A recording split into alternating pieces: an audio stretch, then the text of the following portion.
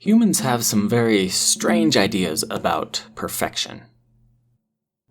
I love breakfast cereal. The sound of it hitting the bowl is music to my ears as it promises that my taste buds are about to be assaulted by an extraordinary amount of sugar accompanied by a rewarding crunch. I know, it's not healthy, but I just love it. So in my ongoing quest to be able to take care of myself, I'm going to teach myself how to make cereal. No, I'm not going to follow a recipe. Recipes take all the fun out of cooking. Every recipe on the internet promises that it is the best or perfect, but they're all letdowns.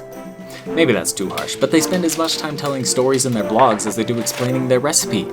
I don't care about your trip to Whole Foods, Gina. By golly, I'd rather just teach myself. Since I'm not following a recipe, I won't bother explaining what I'm doing here. Mostly because even I don't have any idea what I'm doing. Besides, the cereal isn't the point, nor is whatever I end up making in the process. The point is rejecting the idea that whatever I make needs to be perfect, and just enjoy the process and learn as much as I can. Really, when you insist that something must be perfect, you are going to be very good at finding its flaws. Perfection isn't attainable in a world of chaos and decay, so everything must have problems. And if you spend your time focused on finding those problems, guess what? All you'll find are those problems. That's nothing short of a recipe for misery. Of course, to me, pretty much all recipes are misery. Since nothing will be perfect anyway, I figure I might as well have fun with this. It almost feels like I'm blazing a new trail through a dense jungle or across empty, windswept plains. In a way, that is what's happening in my mind and my spirit. I'm stretching myself. I'm trying to discover something that others have already done, but wanting to know how to do it for myself. Each attempt will hopefully bring me closer to a product that actually looks and tastes like cereal, but the point is the journey. I'm not sure where I'll end up, and realistically, it won't be with something that tastes just like the cereal I'm used to getting from the store. That's fine, because again, the point is not the cereal. It's about pushing myself and learning and growing and creating something new, not just out in the world, but out of myself as well. I learned that lesson when I was working a 12-hour shift driving a forklift. When I got stuck experiencing the same thing day after day, life lost its richness. I really didn't mind driving a forklift. I was really good at it too, but I just hated that that's all that there was. Go here, pick up a pallet, go there, put it down. Over and over and over and over. What difference did it make that I could move more pallets in a day than any of my coworkers?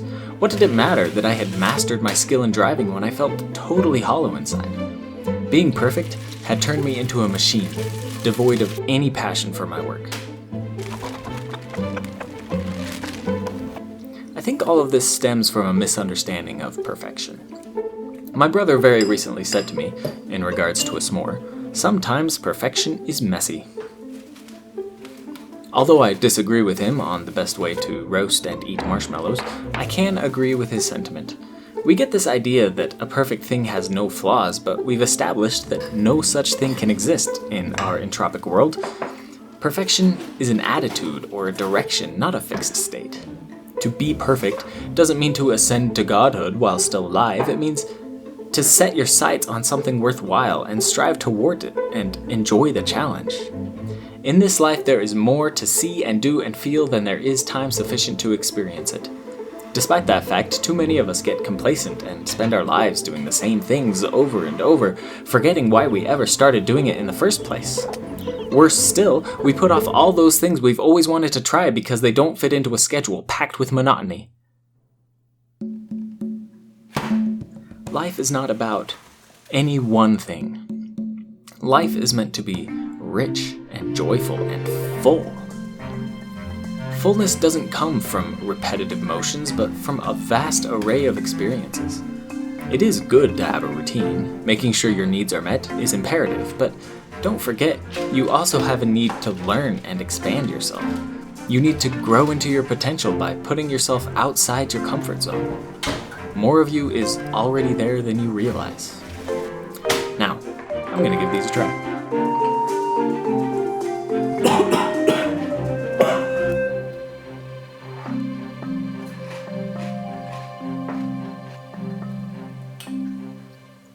It was not until I was finishing up this project that I realized I did it all wrong. Someday I will revisit this idea, and next time I'll taste each one immediately so I know when I start going wrong, though doing it this way was more interesting. So maybe I didn't learn how to make cereal.